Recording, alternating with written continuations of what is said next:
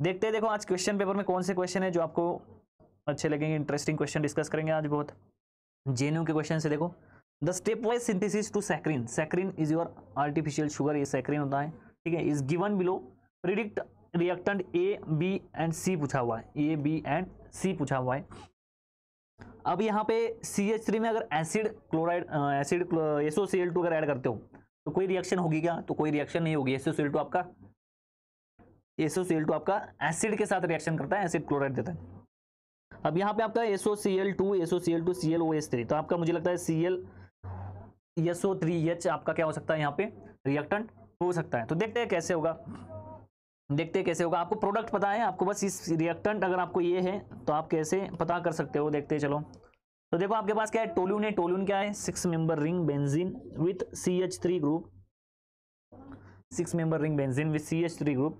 आपके कंपाउंड में अगर दिया जाएगा ClOSO3H, रिएक्टेंट ये अगर आपका ये होगा तो जस्ट होगा तो क्या होगा, देखना यहाँ पे SO3H फॉर्मेशन हो सकता है, या आपका हो सकता है SO2Cl, यहाँ पे जो दिया हुआ है वो कैसे फॉर्म होगा, देखो एक बार मैकेनिज्म देखते हैं, फिर अगले रिएजेंट पे जाएंगे। हमें पॉसिबिलिटी लग रही है कि आपका ClSO3H आपका रिएक्टेंट हो सकता है, तो अगर पॉसिबिलिटी लग रही है तो हम मैकेनिज्म ड्रॉ करके देखेंगे। तो ClSO3H है आपका, तो S डबल बॉन्ड O, यहाँ पे होगा OH और यहाँ पे होगा Cl। अब अगर इसके दो मॉलिक्यूल्स ले लिए जाए तो एक क्या होगा, एसिड करके, जैसे सल्फोनेशन होता है, सल्फोनेशन में हम क्या करते हैं, 2 एसिड के मॉलिक्यूल लेते हैं और H2O मॉलिक्यूल का लॉस कर देते हैं। तो वैसे अगर देखा जाए यहाँ पे तो एक एसिड मॉलिक्यूल दूसरे से प्रोटॉन ले सकता है, यहाँ से हाइड्रोजन तो ले सकता है प्रोटॉन, तो क्या करेगा ये S double bond O, OH2 positive, यहाँ पे Cl। तो जब ये निकल जाएगा इलेक्ट्रॉन्स लेके तो इसमें बनेगा S double bond O Cl positive, तो यहाँ पे आपका इलेक्ट्रोफाइल बन रहा है। तो बेंजीन जो आपका, टोल्यून जो आपका इलेक्ट्रोफिलिक एरोमेटिक सब्स्टिट्यूशन रिएक्शन दिखा सकता है, टोल्यून आपका फिर इलेक्ट्रोफिलिक एरोमेटिक सब्स्टिट्यूशन रिएक्शन दिखाएगा। आपका जो CH3 यहाँ पे जनरली आपको ऑर्थो मेजर प्रोडक्ट मिलेगा, इसीलिए उन्होंने ऑर्थो दिया है। ऑर्थो क्यों मिलेगा, क्योंकि ये प्लस आई इफेक्ट अप्लाई करता है, तो ये ortho meta as well as para दे सकता है, तो आपका ज्यादा अमाउंट में प्रोडक्ट कौन सा मिलेगा, ऑर्थो मिलेगा, ठीक है। क्यों, क्योंकि ऑर्थो पोजिशन पे इलेक्ट्रॉन डेंसिटी ज्यादा होगी यहाँ से। तो यहाँ पे अगर S double bond O Cl अगर है तो ये क्या करेगा, ये इस बॉन्ड से अटैक करेगा ऐसे, और यहाँ पे ये ऐसे फॉर्म करेगा, कंपाउंड फॉर्म होगा कुछ, देखना एक बार CH3, यहाँ पे S double bond O, already positive charge था तो वो न्यूट्रल हो जाएगा, सिंपल सी बात है, ठीक है। उसके बाद इसने अटैक किया तो इसमें पॉजिटिव चार्ज आया, उसके बाद लास्ट स्टेप होगी डी एरोमेटाइजेशन, और आपका प्रोडक्ट बनेगा कुछ ऐसे CH3 S double bond O Cl, ठीक है। तो आपका ये प्रोडक्ट बनेगा, तो यही प्रोडक्ट उन्होंने दिया हुआ है, तो ये प्रोडक्ट आपका फॉर्म हो रहा है, इसका मतलब आपका रिएजेंट भी क्या है, सही है। तो रिएजेंट अगर सही है तो आगे रिएक्शन अगर करते हो NH3 से, तो थर्ड C ऑप्शन देख रहे हैं हम, आगे अगर रिएक्शन करते हो आप, कंपाउंड जो दिया हुआ है इसमें अगर NH3 से रिएक्शन करते हो तो ये कंपाउंड कैसे दिख रहा है, देखो ये नीचे मैंने कंपाउंड जो लिखा हुआ है उसी को मैं यहाँ पे लिख रहा हूँ, ठीक है। इसमें अगर NH3 ऐड करते हो तो NH3 क्या है आपका, NH3 क्या है आपका, न्यूक्लियोफाइल है, वो इजिली अटैक करेगा आपके सल्फर पे, ओपन करेगा, क्लोज करेगा और इस क्लोरीन को निकाल देगा, तो इसमें अमाइड फॉर्म होगा आपका CH3 S double bond O NH2। अब इन्होंने थर्ड ऑप्शन, थर्ड जो रिएजेंट दिया हुआ है यहाँ पे, ये प्रोडक्ट आपका जो फॉर्म हो रहा है, देखो ये सही प्रोडक्ट हमने लिखा हुआ है। तो थर्ड रिएजेंट अगर हम KMnO4 ऐड करते हैं तो KMnO4 ऐड करने के बाद क्या होता है, देखना KMnO4 that is your oxidising agent, CH3 को ऑक्सीडाइज करके क्या करता है, CH3 को ऑक्सीडाइज करके CO2H बनाता है, तो S डबल बॉन्ड O, यहाँ पे NH अगर देखोगे तो C double bond O, oxygen H। तो ये ऑक्सीजन, ये 2 हाइड्रोजन यहाँ पे क्या करते हैं, एक्चुअली ये प्रोडक्ट फॉर्म होना चाहिए बट ये प्रोडक्ट फॉर्म होता ही नहीं है। क्यों, क्योंकि ये इजीली डायरेक्टली रिएक्ट करके यहाँ पे इमीडिएटली रिएक्शन दिखा के ऐसे इसे निकाल देता है, ये यहाँ से प्रोटोनेट हो जाता है, ठीक है। तो इसमें आपका प्रोडक्ट क्या फॉर्म होगा, ये प्रोडक्ट आइसोलेट ही नहीं होता, डायरेक्टली आपको प्रोडक्ट मिलता है, जो स्पेक्ट्रा मिलता है प्रोडक्ट का वो कुछ ऐसे होता है, वो कुछ इस कंपाउंड का मिलता है, तो इसे ही कहा जाता है सैकरिन। तो ऑप्शन नंबर थर्ड में जो दिया हुआ है आपके रिएजेंट्स, उससे आपको पता चलेगा। फर्स्ट आपने SO3Cl से आपने क्या किया, 2 ऑप्शन देखे, इसमें पॉसिबिलिटी आपको लग रही थी तो आपने मैकेनिज्म ड्रॉ करके देखा। अब यहाँ पे NH2OH अगर ऐड करते, NH4OH अगर ऐड करते तो जस्ट H+ का सोर्स था, तो उसमें कुछ आगे रिएक्शन होने वाले नहीं थी, इसलिए हमने ये NH3 ऐड किया। उसके बाद KMnO4 ऐड करने के बाद आपको सैकरिन प्रोडक्ट मिला, जो कि आपका ऑप्शन नंबर थर्ड फिर यहाँ पे क्या होगा, option number third is your correct answer. Okay, तो ऑप्शन नंबर थर्ड आपका क्या होगा यहाँ पे करेक्ट आंसर होगा। Option number third is your correct answer. Next question देखते हैं, देखो क्या है next question. Predict the final product D, ये डी पूछा हुआ है यहाँ पे, डी प्रोडक्ट पूछा हुआ है, क्या है D. Note there is a loss of 2 molecules in the final step, ठीक है, तो लॉस ऑफ 2 मॉलिक्यूल्स है in final step, there is a loss of 2 molecules in the final step, यहाँ पे ये दे रखा है। अब यहाँ पे क्या होगा, PPH3 है, PPH3 क्या करेगा, इस बेंजाइलिक पोजीशन पे अटैक करेगा और इस ब्रोमीन ग्रुप को निकाल देगा। ब्रोमीन ग्रुप को निकालने की वजह से क्या होगा, आपका ब्रोमीन ग्रुप निकल जाएगा, तो यहाँ पे PPH3 अटैक करने की वजह से यहाँ पे भी अटैक होगा, ब्रोमीन ग्रुप निकल जाएगा। तो कंपाउंड कैसे फॉर्म होगा, ध्यान रखना एक बार, या ध्यान दो, देखो क्या होगा, ऐसे ही रहेंगे ना, तो ये CH2 है, यहाँ पे PPH3 आएगा, ये भी CH2 है, यहाँ पे भी क्या आएगा, PPH3 आएगा, तो इस पे पॉजिटिव चार्ज आ जाएगा, पॉजिटिव चार्ज आ जाएगा। अगर आप इसमें PH लिथियम अगर ऐड करते हो या कोई भी लिथिएटेड बेस अगर ऐड करते हो, तो ये बेस का काम करेगा, आपका एज अ बेस यूज होगा, और ये बेस क्या करेगा, PH माइनस, फिर आपका जो CH2 है यहाँ पे, CH2 है यहाँ पे, इससे क्या करेगा, इससे प्रोटॉन लेगा, यहाँ पे हाइड्रोजन है, यहाँ पे हाइड्रोजन है,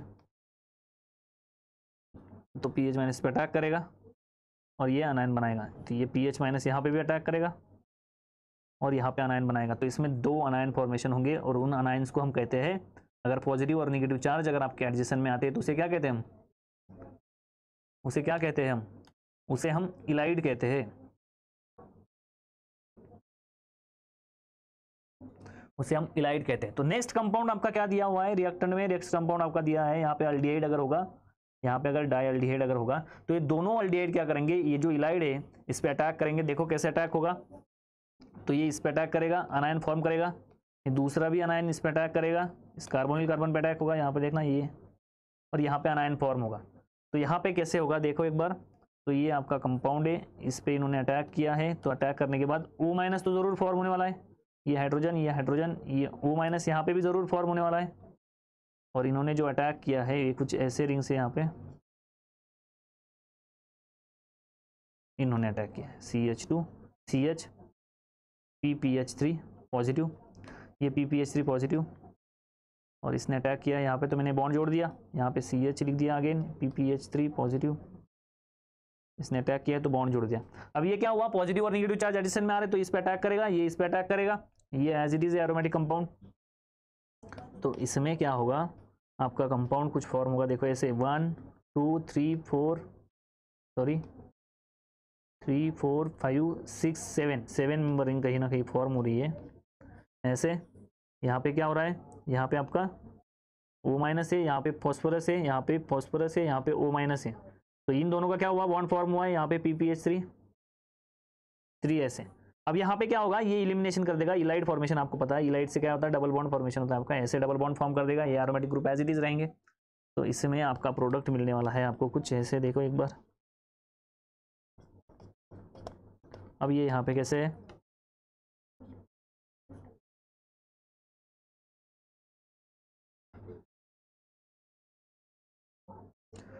अब ये यहाँ पे कैसे है, आपका कंपाउंड कुछ ऐसे फॉर्म हो रहा है।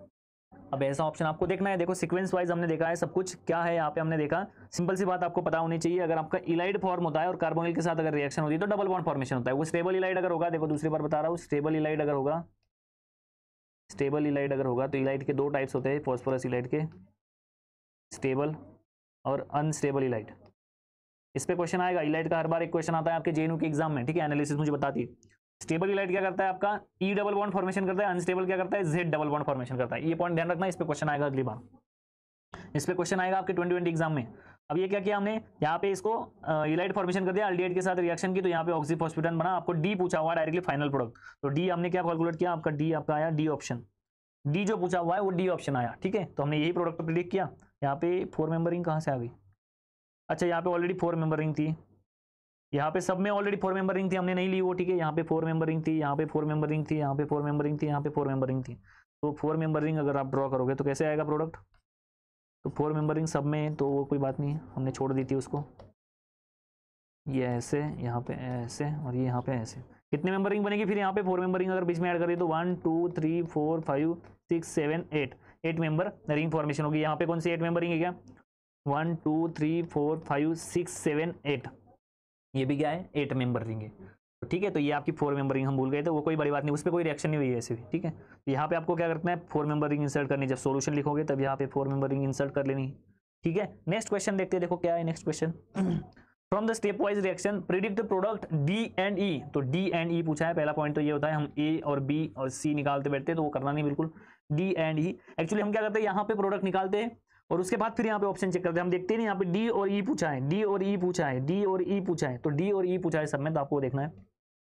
नेक्स्ट क्या है आपके पास, कंपाउंड है, यहाँ पे कुछ ऐसे नाइट्रोजन है CH3 है यहाँ पे, और हाइड्रोजन है। यहाँ पे क्या किया है CH3 यानी कि मिथाइल आयोडाइड, मिथाइल आयोडाइड। तो नाइट्रोजन के पास लोन पेयर है, इजीली अटैक करेगा मिथाइल आयोडाइड पे, आयोडीन को लिविंग ग्रुप को निकाल देगा। तो लिविंग ग्रुप को निकालने के बाद क्या होगा 1 2 3 नाइट्रोजन, यहाँ पे हाइड्रोजन है, ये CH3 जिस पे अटैक किया अभी, और ये CH3 जो ऑलरेडी प्रेजेंट था, तो ये तो एसिडिक हाइड्रोजन हो गया, तो OH माइनस दिया हुआ है नेक्स्ट स्टेप में, ये बन गया आपका A। ठीक है, तो OH माइनस क्या करेगा, इस हाइड्रोजन को लेगा, यहाँ पे आपका न्यूट्रलाइज करेगा। तो ये न्यूट्रलाइज करने के बाद आपका ट्राई सब्सटीट्यूटेड यानी कि 3 degree amine tertiary amine formation हो गया, इसका स्ट्रक्चर था B। आगे क्या दिया हुआ है H2O2, अगर H2O2 ऐड करते हो आप, अगर H2O2 ऐड करते हो आप कोई भी आपके टर्शरी अमाइन में, तो आपका कंपाउंड क्या फॉर्म होगा O minus oxide. N oxide formation के लिए H2O2 यूज किया जाता है। H2O2 की जगह पे MCPBA भी दे सकते हैं, इसकी जगह पे आपको HiO4 भी दे सकते हैं। ठीक है, तो इनमें से कोई भी अगर रिएजेंट दिया होगा तो समझ लेना सेम कॉन्सेप्ट है। उसके बाद क्या किया है, उसके बाद देखना एक बार क्या किया है, उसके बाद आगे क्या रिएक्शन की है, उसके बाद कुछ नहीं किया, डायरेक्टली डी और ई प्रोडक्ट मिल रहे हैं आपको। ये क्या है, ये आपका सी है, इससे आपको डी और ई प्रोडक्ट मिलने वाले हैं डायरेक्टली। डी और ई प्रोडक्ट कैसे मिलेंगे, फिर ऐसा क्या है इस स्ट्रक्चर में जिसकी वजह से आपको अलग अलग टाइप के प्रोडक्ट्स मिलेंगे। तो देखो इसमें क्या है, आपका ये जो कंपाउंड होता है ये आपका इलिमिनेशन के लिए सबस्ट्रेट होता है O माइनस, ये यहाँ से हाइड्रोजन लेता है, यहाँ पे डबल बॉन्ड फॉर्म करता है, और यहाँ पे जो पॉजिटिव चार्ज है इसको ये न्यूट्रलाइज करता है। तो इससे क्या होता है, ये आपका प्रोपिलीन फॉर्म हुआ, प्रोपाइलिन हाँ propylene, not propyne, triple bond is your propyne. ठीक है, तो प्रोपिलीन फॉर्म हुआ, और यहाँ पे क्या हुआ, यहाँ पे नाइट्रोजन OH, ये तो इसे कहेंगे एन डाइमिथाइल ऑक्साइम, क्या कहेंगे एन डाइमिथाइल ऑक्साइम। तो आपका प्रोपाइलिन प्लस एन डाइमिथाइल, तो ये है आपका डी और ये है आपका ई। तो ऐसे ऑप्शन आपको बस चेक करने हैं। तो देखो फर्स्ट क्या है, इथाइलिन तो नहीं है, प्रोपाइलिन है, प्रोपाइन नहीं है, प्रोपाइलिन है, प्रोपाइन नहीं है, तो ऑप्शन बी, और आपका बी में क्या है प्रोपिलीन दिया हुआ है।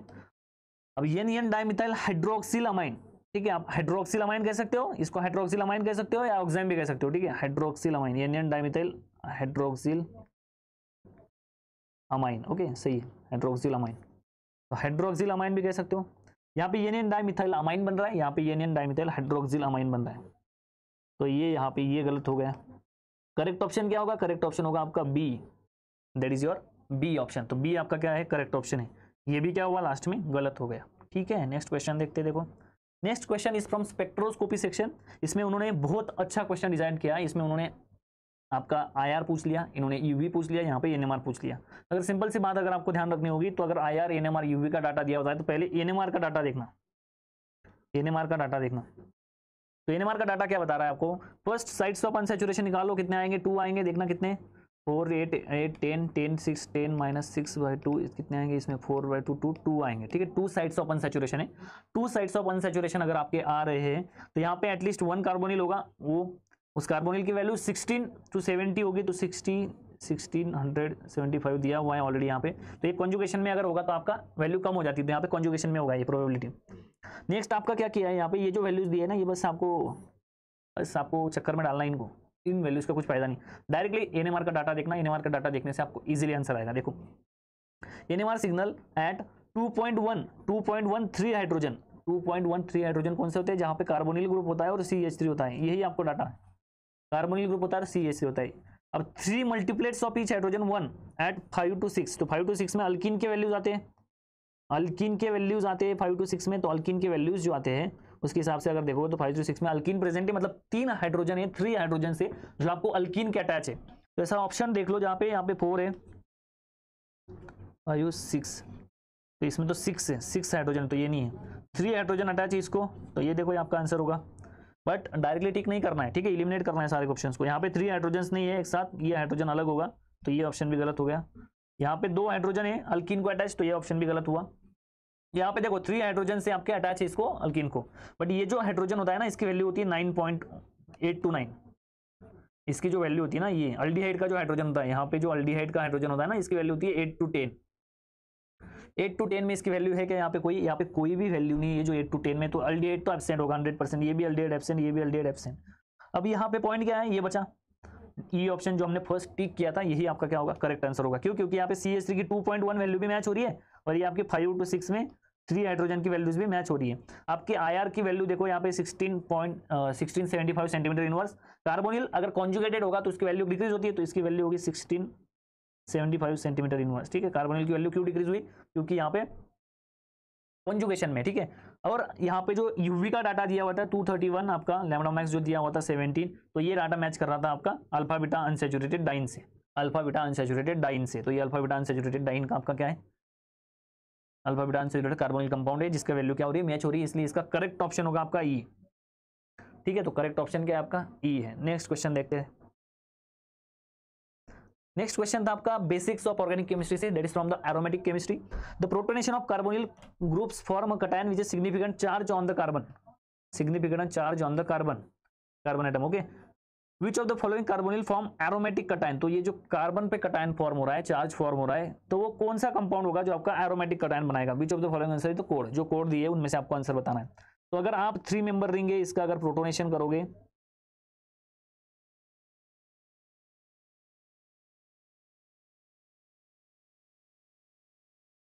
तो ये यहाँ पे कंपाउंड फॉर्म होगा कुछ ऐसे।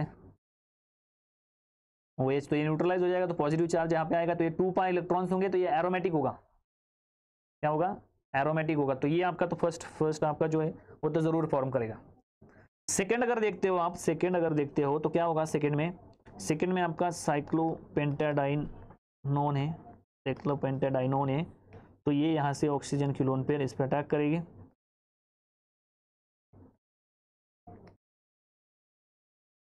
ये यहाँ पे न्यूट्रलाइज होगा ऐसे। तो ये आपका क्या होगा, aromatic compound, anti aromatic compound form होगा। कितने इलेक्ट्रॉन से जरा काउंट करो, 1 2 3 4, आपके 4 पाई इलेक्ट्रॉन से, तो 4 पाई इलेक्ट्रॉन्स आने की वजह से आपका हुकेल रूल ये फॉलो करेगा, बट कौन सा, एंटी एरोमेटिक का, हुकेल rule for anti aromatic, that is a 4n pi electrons. तो कंपाउंड क्या होगा आपका, एंटी एरोमेटिक होगा। ओके, एंटी एरोमेटिक होगा। तो ये तो बिल्कुल नहीं होगा, सेकंड वाला कंपाउंड प्रोटोनेशन नहीं करेगा, क्योंकि स्टेबल नॉन एरोमेटिक कंपाउंड ये नॉन एरोमेटिक कंपाउंड से एंटी एरोमेटिक को तो नहीं जाएगा, इसलिए प्रोटोनेशन के लिए रिएक्शन नहीं दिखाएगा। तो आपका सेकंड जहां पे होगा ना, पहले वो ऑप्शन काटना है आपको सबसे पहले। तो ये 2 ऑप्शन तो मैंने काट दिए, और फर्स्ट जहां पे प्रेजेंट होगा वो ऑप्शन आपका सही होगा, तो इसका मतलब ये और ये ऑप्शन बचे। इसका मतलब आपके देखो ऑप्शन कितने काटे मैंने, अभी 3 ऑप्शन तो मैंने काट दिए, 2 ही ऑप्शन आपके बचे हैं। थर्ड देखते देखो, थर्ड दोनों में मतलब थर्ड दोनों में प्रोटोनेशन दिखा रहा है यहाँ पे, और आपका एरोमेटिक कंपाउंड बना रहा है। उन्होंने बता दिया, आपको प्रेडिक्ट करने की जरूरत नहीं है। तो यहाँ पे ये ऐसे,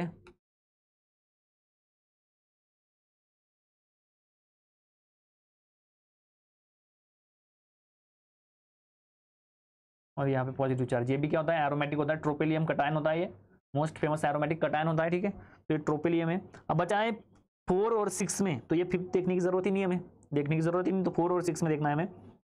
तो 4th की रिएक्शन लिखता हूं मैं, देखो यहाँ पे अगर प्रोटोनेशन होगा तो क्या होगा, डबल बॉन्ड है, यहाँ पे डबल बॉन्ड है, यहाँ पे जो ऑक्सीजन है, H+ की रिएक्शन करोगे तो ये लोन पेयर इस पर अटैक करेगी, और आपका OH पॉजिटिव। अब ये क्या करेगा, ये निकल जाएगा ऐसे, ये निकल जाएगा ऐसे, ये OH, ये अगर ओपन होता है तो यहाँ पे कटायन बनाएगा, और ये कटायन अगर बना तो ये लोन पेयर अगर डिलोकलाइज करती है ऐसे, तो यहाँ पे क्या होगा, तो यहाँ पे आपका कंपाउंड कुछ ऐसे फॉर्म होने की पॉसिबिलिटी है। और ये जो कंपाउंड फॉर्म होगा आपका, ये अगर आप 6 पाई इलेक्ट्रॉन अगर काउंट करते हो इसमें, 2 पाई 2 पाई 2 पाई, तो 6 पाई इलेक्ट्रॉन प्रेजेंट होने की वजह से ये कंपाउंड क्या होगा, एरोमेटिक होगा। तो ये प्रोटोनेशन दिखाएगा। तो आपने क्या किया, 4 और 6 में आपने देखा यहाँ पे कि 4 आपका क्या दिखा रहा है, एरोमेटिक दिखा रहा है, तो 6 वाला ऑप्शन कट हो जाएगा। इसका मतलब करेक्ट आंसर क्या होगा, करेक्ट ऑप्शन होगा आपका कोड नंबर 1 3 एंड 4। 1 3 एंड 4 में अगर आप प्रोटोनेशन करते हो, प्रोटोनेशन करने के बाद आपको क्या मिलेगा, एरोमेटिक मिलेगा, इसमें भी आपको प्रोटोनेशन करोगे तो आपको क्या मिलेगा, एरोमेटिक मिलेगा। इसीलिए इसका आंसर क्या है 1, 3 एंड 4। ठीक है, 1, 3 एंड 4 आपका क्या है करेक्ट आंसर होगा। नेक्स्ट क्वेश्चन देखते हैं। देखो नेक्स्ट क्वेश्चन है एमसीपीबीए। एमसीपीबीए क्या होता है, एमसीपीबीए क्या होता है बच्चों, अरे एमसीपीबीए क्या होता है, एमसीपीबीए क्या होता है आपका, एमसीपीबीए होता है आपका कंपाउंड कुछ ऐसे देखो, मेटाक्लोरोपरबेंजोइक एसिड, मेटाक्लोरोपरबेंजोइक एसिड, ये जो आपका कंपाउंड होता है ये आपका एमसीपीबीए होता है। इसका रोल क्या होता है, तो ये डेल्टा पॉजिटिव होता है बच्चों, और ये डेल्टा निगेटिव होता है। क्यों डेल्टा निगेटिव होता है, क्योंकि अगर आप ये कंपाउंड अगर देखते हो डेल्टा निगेटिव कंपाउंड, तो ये अगर डेल्टा निगेटिव चार्ज फॉर्म करता है तो आपका यहाँ पे क्या होगा, यहाँ पे क्या होगा, आपका डेल्टा निगेटिव अगर चार्ज फॉर्म होता है तो यहाँ पे क्या होगा, ये स्टेबलाइज होगा अंदर कॉन्जुगेशन से, इसीलिए ये क्या होता है आपका इलेक्ट्रोफिलिक सेंटर होता है। तो ये इलेक्ट्रोफिलिक सेंटर होने की वजह से आपका क्या करेगा, आपका अल्कीन उस पर अटैक करेगा। तो कैसे अटैक करेगा देखते हैं। देखो चलो इसका मैकेनिज्म पढ़ लेते हैं, आपके एग्जाम में इंपॉर्टेंट काम आ सकता है। देखो क्या है आपके पास, साइक्लोहेक्सेन है, यहाँ पे मैंने ये ऐसे लिख दिया,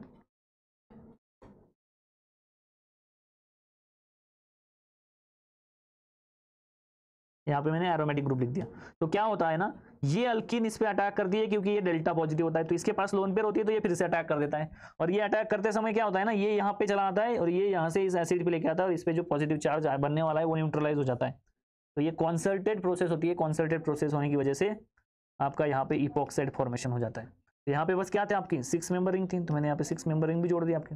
अब यहाँ पे बात क्या है, नेक्स्ट आपका जो कंपाउंड बन रहा है, क्या पूछा है, ए बना आपका ये, तो फर्स्ट तो ये बन रहा है इपॉक्साइड। अब यहाँ पे इंपॉर्टेंट पॉइंट है, ये सी से तो सी बनेगा, तो ये यहाँ पे ट्रांस जो दिया हुआ है ये गलत बात है, बिल्कुल ये बिल्कुल गलत बात है, ट्रांस जो दिया हुआ है।